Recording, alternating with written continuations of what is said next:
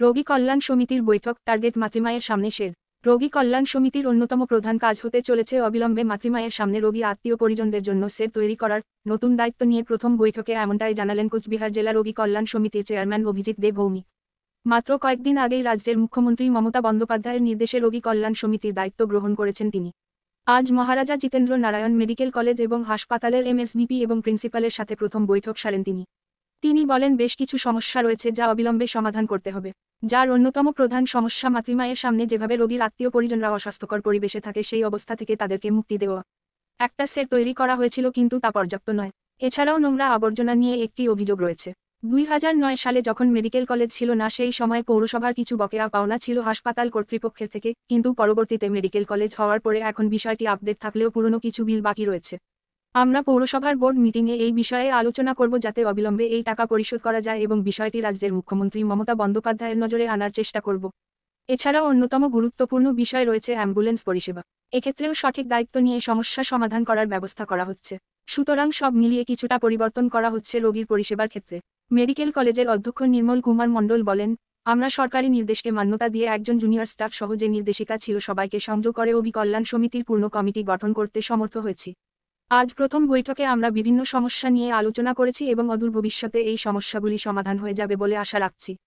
Meeting হলো আর কি, কি নিয়ে আলোচনা হলো বা কিভাবে কি কাজ করা হবে, কি আলোচনা হলো? প্রথমে তো কৃতজ্ঞতা জ্ঞাপন করছি মাননীয় মুখ্যমন্ত্রীর প্রতি, যিনি আমাকে কোচবিহারের গর্বের মেডিকেল কলেজে কাজ করার সুযোগ দিলেন। এখানে কিছু খুব ভালো চলছে মেডিকেল কলেজ, কিছু সমস্যা আছে, সমস্যা তো থাকবেই, তো সেগুলোকে শর্ট আউট করার আলোচনা হলো। তো মোটামুটি আমরা এগিয়ে যেতে পারবো। আগামী 13th মহারাজার জন্মদিনে একটা স্পেশাল ড্রাইভ করা হবে ক্লিননেসের জন্য হসপিটালে। তারপরে সেখানে আমরা কিছু ফিজিক্যালি স্পট ভিজিট করে পরবর্তীকালে, যেমন ওখানে কিছু সমস্যা আছে, যেমন বিশেষ করে মাতৃমার একটা শেড দরকার পেশেন্ট পার্টির জন্য, যারা কিনা ওখানে মায়েরা থাকেন, পিরিয়ডসের ব্যাপার থাকে, তাদের থাকতে হয়, অনেকে কিছু ইমোশনালি কিছু লোক থাকতে হয় না তবু থাকে। তো ঝড় বৃষ্টি ঠান্ডা তাদের একটা শেডের ব্যবস্থা ইমিডিয়েটলি কীভাবে করা যায়, একটা করা হয়েছে কিন্তু সেটার মধ্যে সকলে যাচ্ছে না। একটা টেম্পোরারি আমাদের পার্মানেন্ট একটা ব্যবস্থাও রাখতে হবে এবং ফোর্সও অ্যাপ্লাই করতে হবে তাদেরকে যাওয়ার জন্য। এটা ওভাবে থাকা যায় না যেভাবে মানুষ থাকছে বলে, এটা আমরা করব। আর যেটা সলিড ওয়েস্টের কথা উনি বললেন, তো সেটাও একটা প্রপোজাল আমাদের কাছে আজকে অ্যাকসেপ্ট হয়েছে। এটা মাননীয় মুখ্যমন্ত্রীরও ইন্টারফারেন্স দরকার আছে, যে এখানে যে টাকা মিউনিসিপ্যালিটি পায় বকেয়া টাকা, সেটা তখন মেডিকেল কলেজ ছিল না, আজকে মেডিকেল কলেজ হয়েছে। এখন যা টাকা কর দেওয়ার কথা ট্যাক্স, সেটা কিন্তু মেডিকেল কলেজ আপডেট রেখেছে। আগে 2009 কিছু এরিয়া টাকা পয়সা পাচ্ছে মিউনিসিপ্যালিটি। আমি নিজেও মিউনিসিপ্যালিটি কাউন্সিলর, আমাদের বোর্ড মিটিংয়েও ওটা তুলবো, চেয়ারম্যানকেও বলবো। পাশাপাশি মাননীয় মুখ্যমন্ত্রীর কাছে আমরা এই যে এরিয়ার ট্যাক্সটা সেটা যদি ওয়েভ করে সে বিষয়টা মাননীয় মুখ্যমন্ত্রী নজরে নিয়ে আসবো। আমার আশা করি যে এটা সমস্যাটার সমাধান হবে। আর অ্যাম্বুলেন্সে যারা সমস্যা আছে সেটাও সলভ। আজকের আপনারা জানেন সবাই যে আমাদের আরকের যে ফরমেশন হয়েছে, নতুন রিকনস্ট্রাকশন হয়েছে, সেই আরকের যে ফরমেশন হয়েছে সেটা এতদিন আমরা টোটাল ফর্ম করতে পারছিলাম না, এই কারণে যে আমাদের জনপ্রতিনিধি হিসেবে পুরো নাম এখন পাচ্ছিলাম না সেন্টারে। যেটা বলা হয়েছিল যে একজনের নাম আমরা প্রপোজ করা হবে। তো যখন আমাদের অজিতবাবুর নামটা এলো আর তখন আমাদের আরকেএস ফরমেশনটা আমি করে ফেললাম।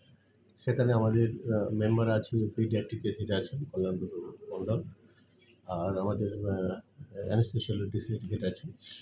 এই দুজন মানে আমাদের এইচওডি হিসেবে আছেন আর কি। আমাদের ইমেজবিত আছেন মেম্বার সেক্রেটারি, আমাদের এনএস আছেন, নার্সিং সুপারভাইজার আছেন, এবং আমাদের একজন সিনিয়র রেসিডেন্ট আছেন গাইনি থেকে, এবং একজন জুনিয়র রেসিডেন্ট আমরা মেডিসিন থেকে আমরা নিয়েছিলাম। এইভাবে মোটামুটি আমাদের যেমন গাইডলাইন ছিল সেভাবে ফর্মটা হয়েছে। আজকের আমাদের যে পেন্ডিং ইস্যুগুলো ছিল ডিটেলস আমরা আলোচনা করেছি, পার্টিকুলারলি ক্লিননেস প্রবলেম যেটা আছে, তারপরে আমাদের স্টাফের যে স্টাফ প্রবলেম, ফ্যাকাল্টি প্রবলেম যেগুলো রয়েছে, তারপর আমাদের ওয়াটার সাপ্লাই যে বিষয়গুলো আছে, হাসপাতালে ওয়াটার সাপ্লাই, তারপরে আমাদের যে বিএমডব্লিউ দ্যাট ইজ ওয়েস্ট ডিসপোজালের যে ইস্যু যেগুলো আছে, ড্রেনের যে ইস্যু যেগুলো আছে, এই টোটাল ইস্যুটা ডিটেলস আলোচনা হয়েছে এবং তার মানে ফ্রুটফুল আলোচনা হয়েছে এবং তার সদর্থক কিছু জিনিসপত্র আমরা পেয়েছি, যেটা দিয়ে আমরা আশা করছি আমাদের মেজরিটি যে সমস্যা আমরা কিন্তু গ্র্যাজুয়ালি ওভারকাম করতে পারবো। এবং সেখানে আমি আমার যে মাননীয় মেম্বার যে এসছেন তার যে সদর্থক ভূমিকা আমি দেখলাম আজকে, মানে আমি সত্যি সত্যি বলতে গেলে আমি ভীষণ ইমপ্রেসড। মানে সদর্থক মানে কি, যে পজিটিভ দৃষ্টিভঙ্গি, যে একটা কাজ করতে হবে মানে করতে হবে, কীভাবে করতে হবে শর্ট আউট করা, এই যে মানে ডোন্ট ওয়েট ফর দ্যাট, এই যে ইস্যুটা, এই যে মানে অ্যাক্টিভিটিটা, এটা কিন্তু আমি আশা করি আমরা কিন্তু এই টিম ভীষণ ভালোভাবে কাজ করতে পারবে এবং আপনারা খুব তাড়াতাড়ি কিছু সদর্থক পরিবর্তন দেখতে পারবেন। স্যার এই